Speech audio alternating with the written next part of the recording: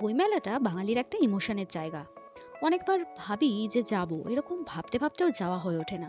তাই এই বছর অফিস ফিরতি পথে যখনই দেখলাম করুণাময়ী মেট্রো হয়ে ফিরতে হবে, সেই কারণে নেমেই পড়লাম।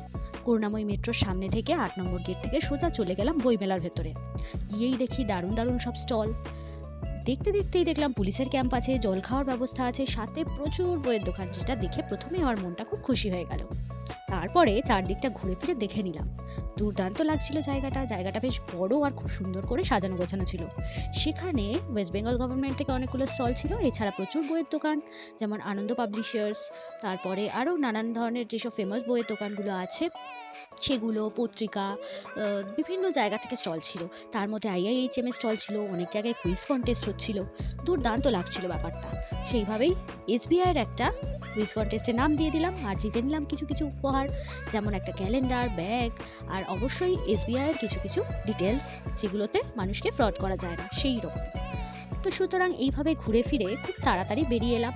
সাথে একটা বইও কিনেছিলাম, শেক্সপিয়ার রচনা সমগ্র। সুতরাং এইসব দেখে নিয়ে দুর্দান্তভাবে ফিরে এলাম মেট্রো ধরে। আমার যেহেতু ট্রেন ধরার ছিল, তাই আমি শিয়ালদার দিকেই এলাম।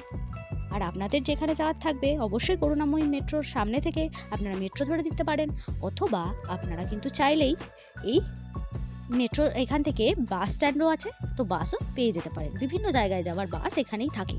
সুতরাং এই বছর যদি নাও পসিবল হয়, পরের বছর কিন্তু অবশ্যই যাবেন। আর এখন এই মেট্রোটা হওয়ার পর থেকে দুর্দান্ত হয়ে গেছে, আর যাতায়াতের কোনো অসুবিধাই নেই। সুতরাং আমি এক্সপেক্ট করব যে আপনারা সবাই এবার থেকে বইমেলাটা অ্যাটেন্ড করবেন, কেননা বইমেলাটা আগেই বলেছি বাঙালির খুব ইমোশনের জায়গা।